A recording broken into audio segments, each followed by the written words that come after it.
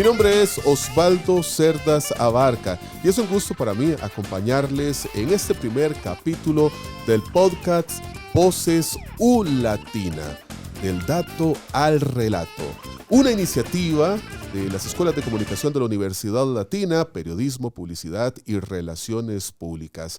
Así que estamos muy contentos de acompañarte y compartir con vos información importante dentro de la academia y también para la comunidad.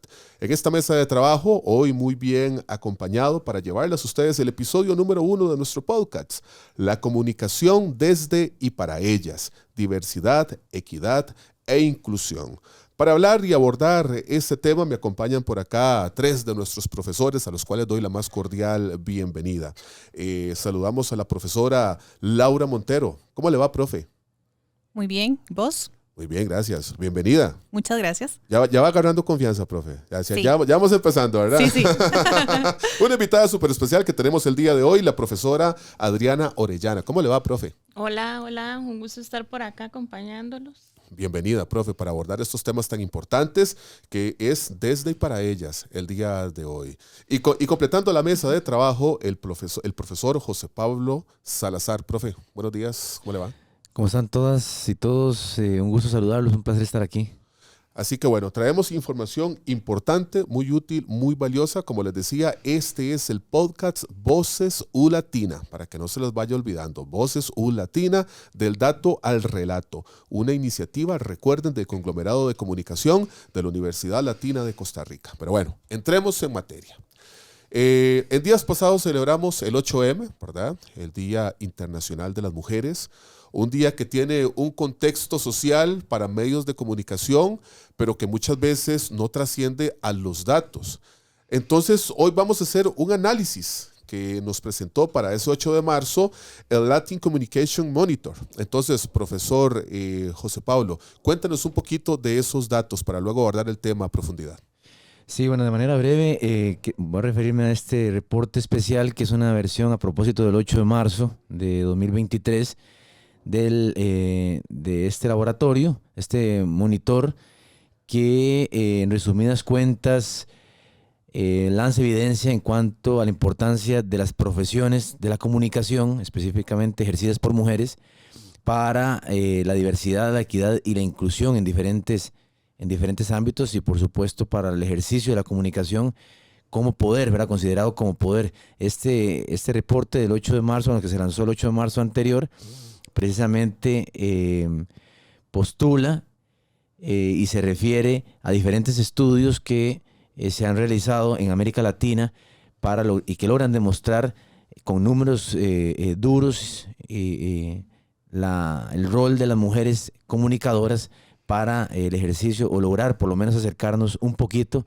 a ese respeto a los derechos humanos, a esa igualdad real entre hombres y mujeres y a la equidad e inclusión. No solamente en este caso también se refiere no solamente a las mujeres, sino en general a la multiculturalidad, ¿verdad? Evitando pues discursos de odio, discursos de racismo, de homofobia, xenofobia, que también es importante erradicar de la práctica cotidiana. ¿Qué tanto se ven las mujeres afectadas en esta introducción que nos da el profe José Pablo? Sí, bueno, es muy interesante porque el Latin American Communication Monitor ha estado realizando estudios tanto en España y como en Argentina, y para este año nos presentan resultados a nivel de América Latina, ¿no? Y ellos lo que vienen a proponer para este reporte es el análisis del debate del tema de la diversidad, equidad e inclusión, ¿no? Si estos temas se están trabajando en las compañías, si las comunicadoras entienden o participan de conversaciones en relación a estos temas, y nos muestran algunos datos muy, muy importantes, ¿no? Por ejemplo, 1 de cada 2 profesionales de la comunicación en Latinoamérica sigue debates globales sobre diversidad, equidad e inclusión. O sea, es un tema que no es negativo, es súper positivo que se sigan estos temas, pero realmente faltan más datos o más profundidad, digamos, en cuál es esa discusión, datos por país, ¿no? En ese sentido. Pero sí se confirma la relevancia a nivel nacional de la discusión de, como yo le mencioné en el DEI, diversidad, equidad e inclusión. Otro dato que me parece importante compartir es que solo el 20,4% cree que apoyar estos temas de diversidad, equidad e inclusión se encuentra entre los 3 temas más importantes para la gestión de la comunicación. Es decir, que falta conciencia del gremio, falta conciencia por parte de nosotros las comunicadores, de los profesionales en el campo, de incorporar estos temas a la discusión y cómo realmente podrían impactar la cultura de trabajo y el desarrollo profesional de las comunicadoras.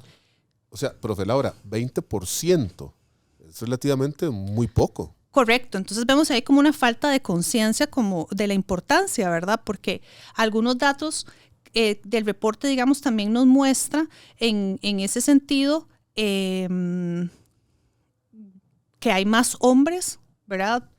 Optando por puestos de directores de comunicación, de DIRCOMs, como ellos le mencionan, ¿verdad? Es una edad media más o menos de 43 años, menciona el reporte. Entonces ahí podemos ver cómo es un campo maduro, digamos, que podría estar abordando estos temas de una perspectiva mucho más profunda para impactar positivamente el desarrollo y la práctica profesional de las comunicadoras, porque lo que busca es analizar el perfil profesional y laboral de los directores y directoras de comunicación, ¿no? En ese sentido. Profe José, tenemos más datos, me imagino. Sí, bueno, estos datos que aborda Laura tal vez son los más críticos, ¿verdad? Y a los que más llaman poderosamente la atención, precisamente un ejercicio que hizo el Colegio de Periodistas, el SICOM de la Universidad de Costa Rica, la Universidad para la Paz, y una conferencia que hubo ayer, miércoles 23 de marzo, sobre cómo afrontan las mujeres comunicadoras la violencia, ¿verdad? Y tiene que ver con mujeres comunicadoras en efecto también. Habla de que las profesiones de comunicación en términos relativos están tomadas positivamente hablando por las mujeres. Son más mujeres las que estudian esas profesiones, son más mujeres las que ejercen esas profesiones, pero sin embargo encuentra un choque frontal cuando nos referimos a las posiciones de poder, ¿verdad? De toma de decisiones que están, o de dirección de medios que están más dirigidos por hombres. Entonces, en la configuración incluso de las salas de redacción, por ejemplo, en cuanto a medios de comunicación masivos y digitales ahora, en esa configuración, en cómo se conforman los grupos de comunicación específicamente en los medios, también dice mucho de cuál es el enfoque, la visión y el lente con el que se analiza la realidad. Si tenemos solo hombres, por ejemplo, o tenemos una configuración de equipos de comunicación de hombres de clase media, blancos, con cierto estereotipo pues configurado, la comunicación posiblemente venga a ser ahí y evite más bien un relato, un discurso diverso, ¿verdad? Inclusivo, a propósito de este informe, ¿verdad? Evitan un discurso diverso, equitativo, inclusivo, porque se está analizando la comunicación, ejerciendo la comunicación desde su propia posición.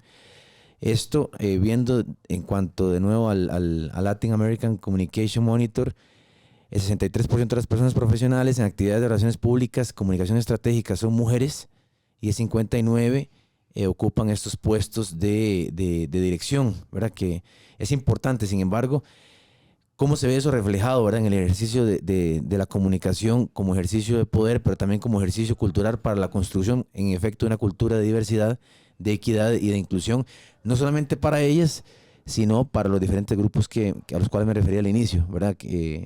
Gays, negros, etcétera, independientemente de la raza, de su orientación sexual, de su nacionalidad, cómo elaboro yo una construcción de una comunicación que construye una cultura que al fin y al cabo es el resultado a largo plazo de la comunicación per se. Sí, y es que estas profesionales se encuentran ante diferentes retos, ¿verdad? O sea, hay aspectos positivos de esta gran porcentaje de profesionales mujeres en el campo, pero sí tienen varios retos. Por ejemplo, todavía se encuentran que experimentan situaciones de discriminación en sus empresas por esta cultura predominante masculina que mencionaba José Pablo, ¿verdad? Realizan grandes sacrificios para alcanzar y mantener posiciones de liderazgo, y esto tiene que ver con su rol como mujer, como madre, ¿verdad? Muchas veces como cuidadora, etcétera, que se espera actualmente todavía de la sociedad por parte de las mujeres. Y todavía hay una exigencia extrema, ¿verdad? De esa milla extra que tiene que dar la mujer, y en este caso las comunicadoras, ¿verdad? Porque por esa necesidad de estar justificando su conocimiento, su experiencia, sus títulos, ¿verdad? Y un cuestionamiento siempre presente, ¿no? Al quehacer, digamos, de la comunicación. Entonces, el estudio o los estudios o estos espacios de discusión o de diálogo sobre el tema todavía en evidencia, sí, un alto crecimiento de penetración de la mujer en estos puestos, pero todavía retos que no se han solventado, ¿verdad? Uh-huh. En ese sentido.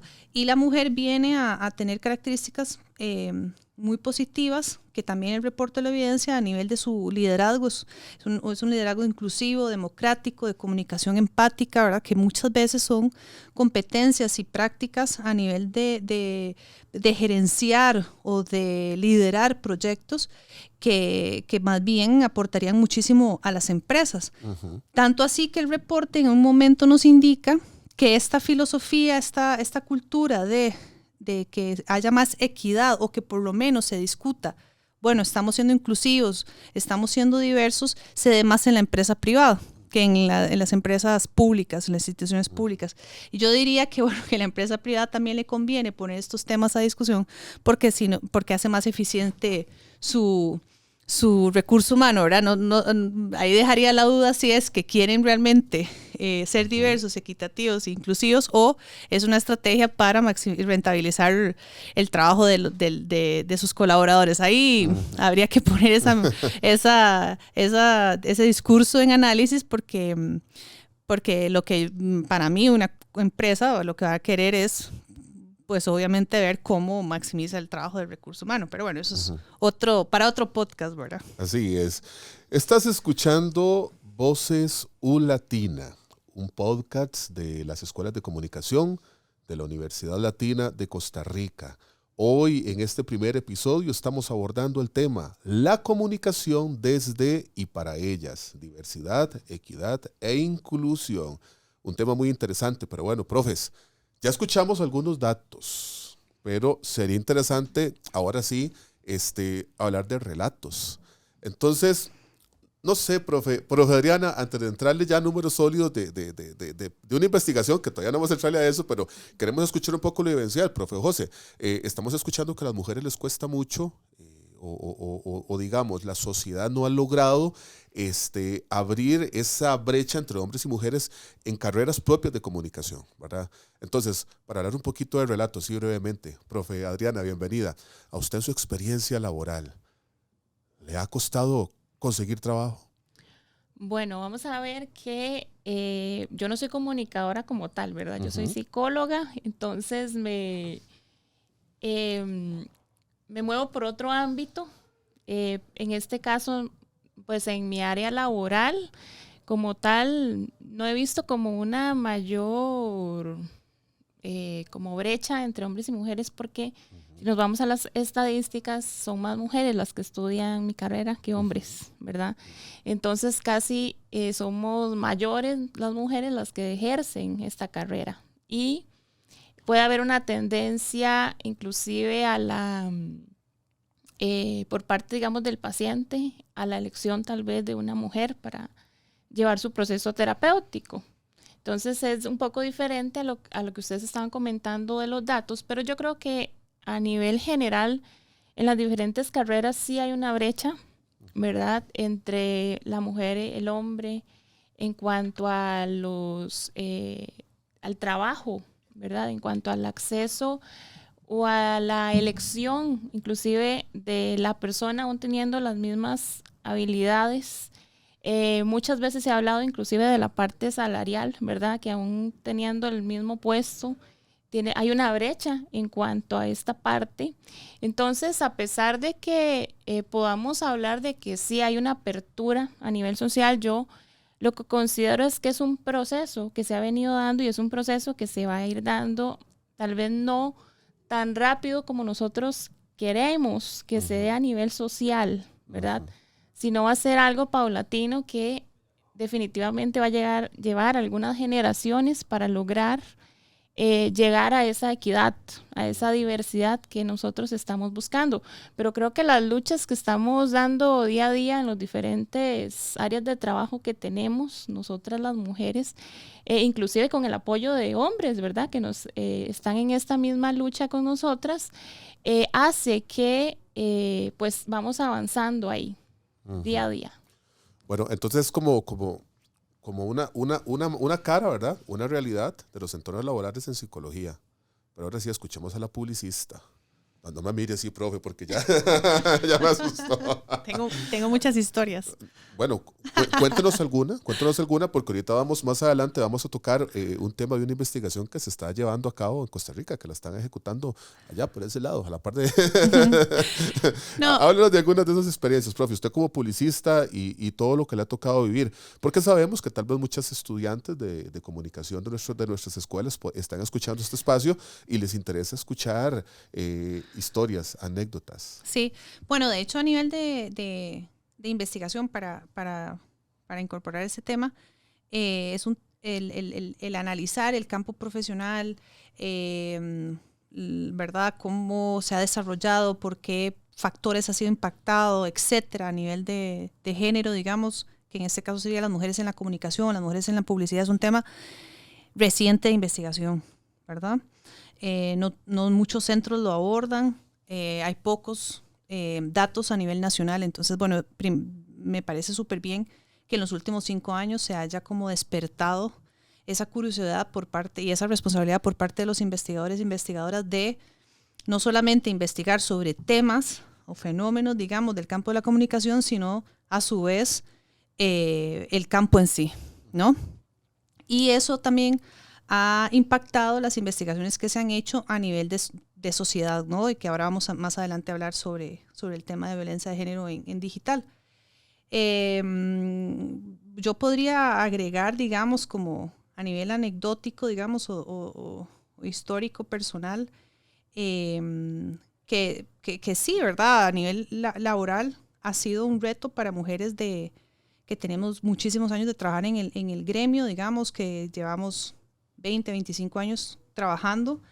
Hemos visto un cambio, no solo en la mentalidad de las jóvenes, de las mujeres jóvenes que están estudiando y están iniciando sus puestos laborales, pero sino algunos aspectos no solamente sociales, sino también empresariales, ¿verdad? Las empresas han tenido que ir modificando sus programas, sus procesos de contratación, sus propuestas económicas, y en definitiva el discurso interno, ¿no? Como que la comunicación interna, la cultura organizacional, la misma sociedad la ha presionado a madurar y a incorporar, ¿verdad?, una mirada más equitativa e inclusiva.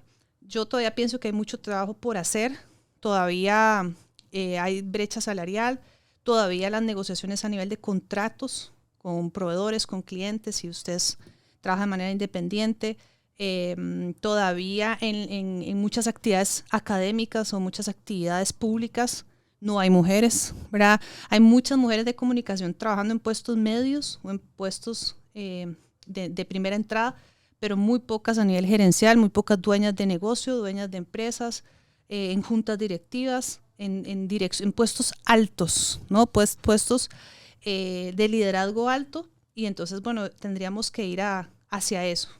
A mí, por suerte, poco a poco se va borrando esas experiencias más de inicio, pero todavía uno se sienta en la mesa de una junta directiva y, ¿verdad? Tenés que justificar muchas cosas, ¿verdad? Sí. ¿Verdad? O tal vez son pequeñas cosas, creencias limitantes que uno tiene y en su discurso profesional todavía se autodefiende, digamos, y hace este ejercicio, que yo creo que uno poco a poco lo tiene que ir madurando y modificando, y a las jóvenes, a las profesionales jóvenes, en definitiva, no permitir que lleguen a eso, ¿verdad? Que no lleguen a esa justificación de mi experiencia, de mis títulos, de X cosa, para poder negociar, ser contratado o pedir un aumento salarial. Y todavía a nivel país estamos en pañales con todo el tema de la maternidad, todo el tema de la licencia de maternidad, de la red de cuidado, y no solo en puestos de comunicación y puestos de graduadas universitarias. Las mujeres que tienen otro tipo de trabajo, que trabajan en industrias, en fábricas, en puestos más operativos, están mucho más desamparadas, ¿verdad? Entonces es algo que realmente es para mí un problema país, un problema social súper grave, porque en definitiva muchos problemas que ahora vemos de violencia, de pobreza y ¿verdad? Y bueno, un sinfín de problemas que estamos viendo en la actualidad son el resultado de problemas familiares, pero la mujer está sola, entonces, ¿verdad? Okay. Sí, definitivamente hay muchos retos, creo que para Costa Rica y el mundo, cuando hablamos de la inclusión de las mujeres, no solo en el trabajo, ¿verdad? Creo que tenemos que abrir el paréntesis.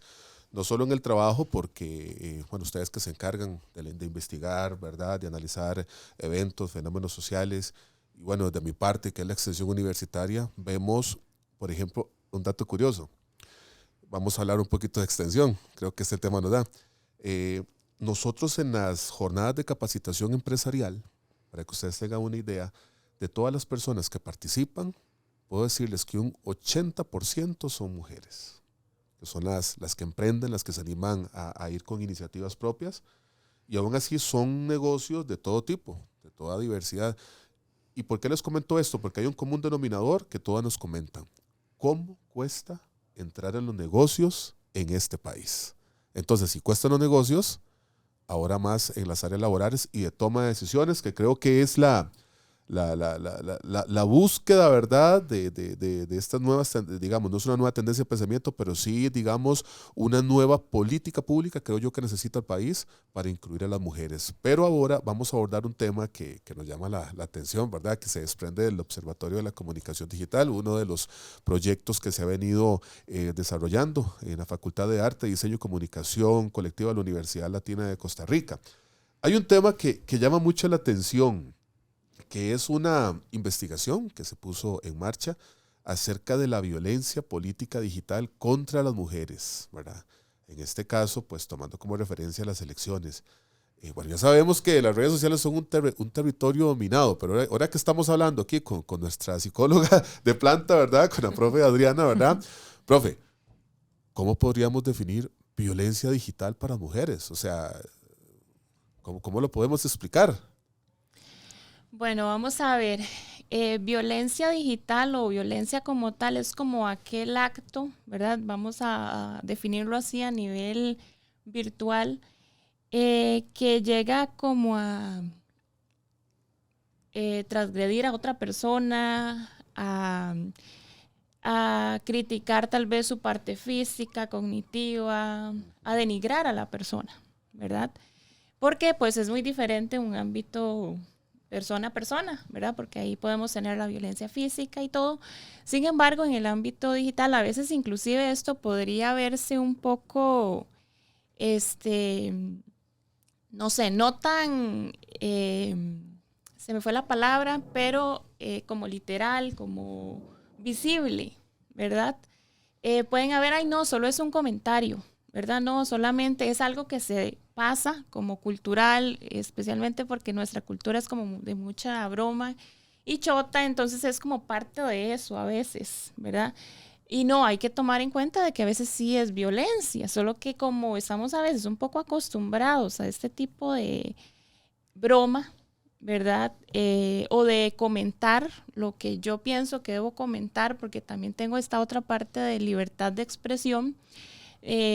No tomamos en cuenta de que estamos siendo a veces violentos. A veces es un poco difícil definir, ¿verdad? Violencia digital porque cualquier persona podría decir que está diciendo la verdad. Pero es su verdad, no es como la verdad para todo el mundo y tal vez si su verdad me respeta a mí como persona, entonces ya yo estoy siendo violento hacia la otra persona. Tal vez podría tener el mismo comentario, pero con otras palabras. Profe José Pablo, hablemos de datos, ahora sí. ¿Cuál fue el móvil que los llevó a llevar ustedes a iniciar esta investigación? Sí, bueno, el Observatorio de Comunicación Digital de la U, de la Universidad Latina, tiene ya varios años de pues analizar cuantitativamente y cualitativamente evidencia en redes sociales desde diferentes software y herramientas modernas. Y bueno, lo que nos lleva a hacer este análisis es la evidencia que se recaba previo a las elecciones de 2022 a la fecha. Nada más para porque este es tema en efecto de una segunda edición de podcast Voces Latina, pero el último informe que se lanzó justamente este mes, el 18 específicamente, del Observatorio de Comunicación Digital, analiza cerca de 140,000 menciones, ¿verdad? Entre noviembre y febrero. Ese es el plazo porque va por plazos, por meses. Entre noviembre del año pasado y febrero de este 2023 se analizaron 140,000 menciones más o menos de redes sociales en un balance de Twitter, Facebook, Instagram y demás, sobre todo en redes abiertas porque evidentemente es más fácil acceder a la información.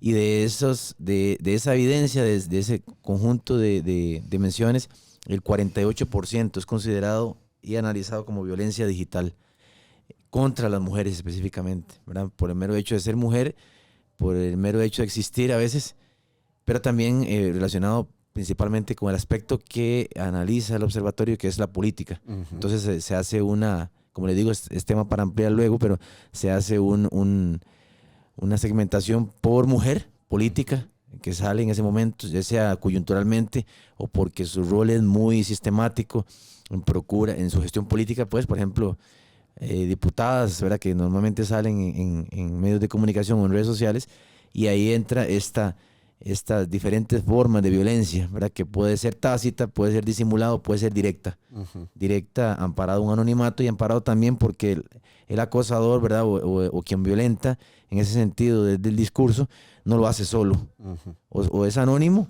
o actúa con otros, entonces también se siente respaldado. Hay hay investigaciones que revelan el trabajo sistemático, ¿verdad?, quien acosa y quien violenta a la mujer desde un punto de vista político ideológico, ¿verdad?, en el ejercicio del feminismo como política, y cuando una mujer lanza sus argumentos, y en especial esos argumentos son muy válidos en la discusión política del momento, de un proyecto de ley, por ejemplo, es quien recibe sobre todo más violencia. No solamente porque hay alguien que está detrás, que va contra ese discurso, contra ese proyecto, por ejemplo. Entonces de eso se agarra, ya cuando se le agotan las ideas de fondo, acude a denigrarla como persona, ¿verdad?, como mujer en sí, desde sus características físicas, desde sus capacidades cognitivas, como decía Adriana, y desde otros ámbitos. Entonces, más o menos eso, para dejar como el gancho ahí para el siguiente capítulo. Es interesantísimo, toda esta evidencia es también punta de lanza para la toma de decisión y para la gestión cotidiana también, que hablaba Laura, en la cotidianidad, y desde toda profesión.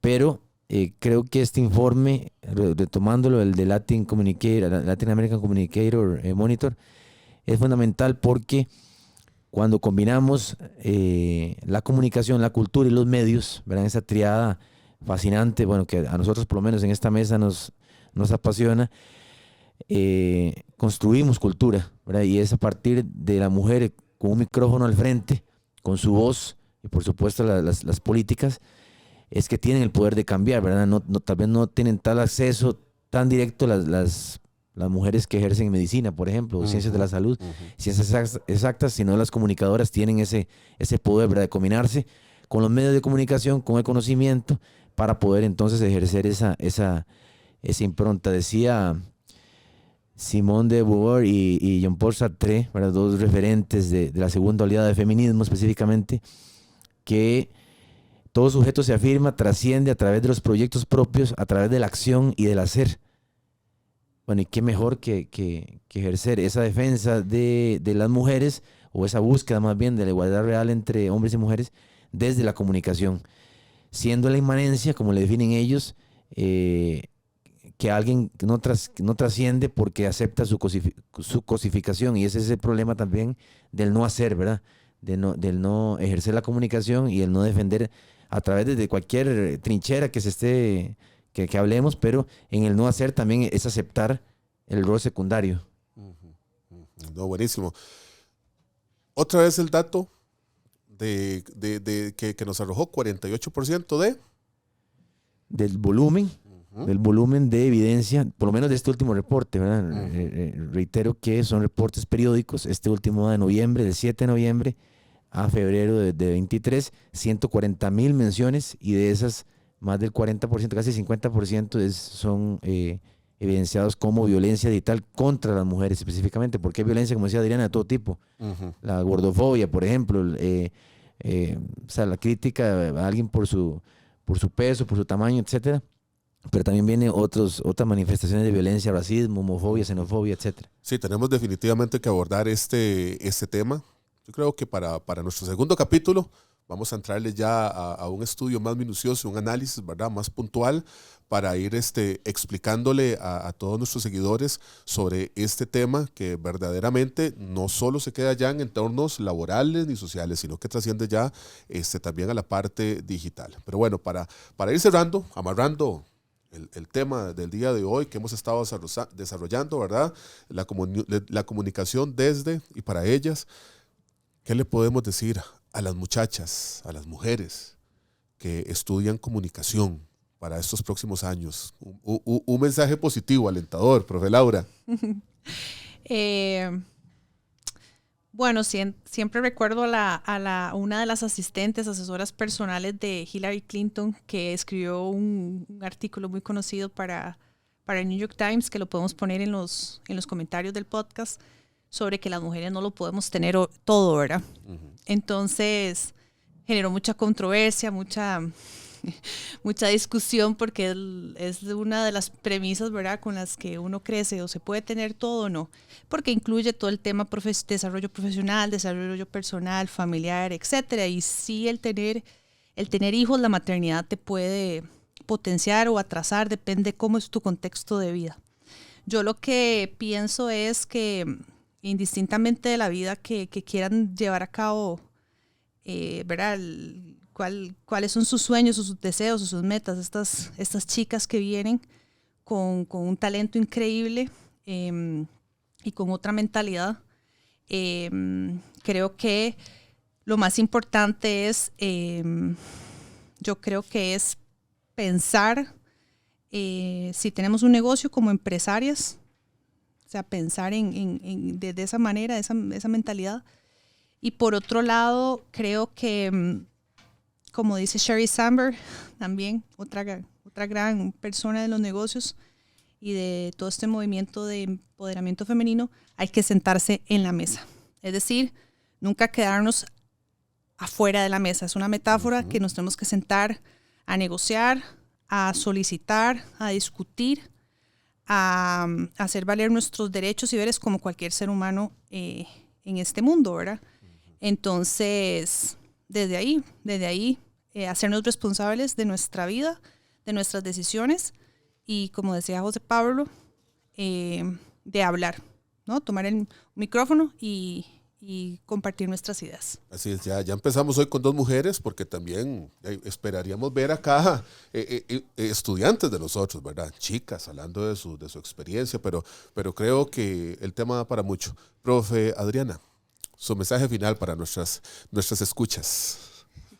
Bueno, vamos a ver, yo creo que de una u otra manera todas vamos a tener retos, ¿verdad? Lo decía muy bien la profe Laura, desde un contexto en el cual podamos estar desenvolviéndonos. Este mismo contexto nos puede llevar a retos, aparte de toda la estructura social, ¿verdad?, que también a la cual nos tenemos que enfrentar en ocasiones.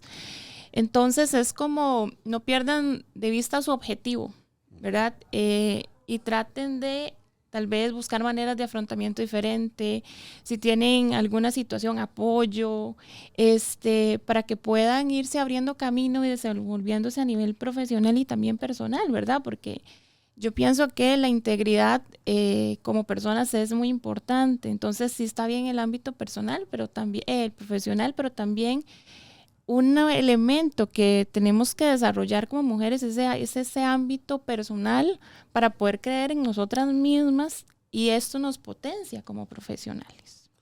Así es, bueno, de esta manera vamos llegando ya a la parte final de este primer episodio del podcast Voces U-Latina, del dato al relato. Un podcast del conglomerado de comunicación de la Universidad Latina de Costa Rica. Estuvimos con ustedes el día de hoy, la profesora Laura Montero, la profesora Adriana Orellana, el profesor José Pablo Salazar y su amigo y servidor Osvaldo Cerdas Abarca. Nos escuchamos en un segundo episodio, tenemos mucho de qué conversar, así que los esperamos. Que estén muy bien.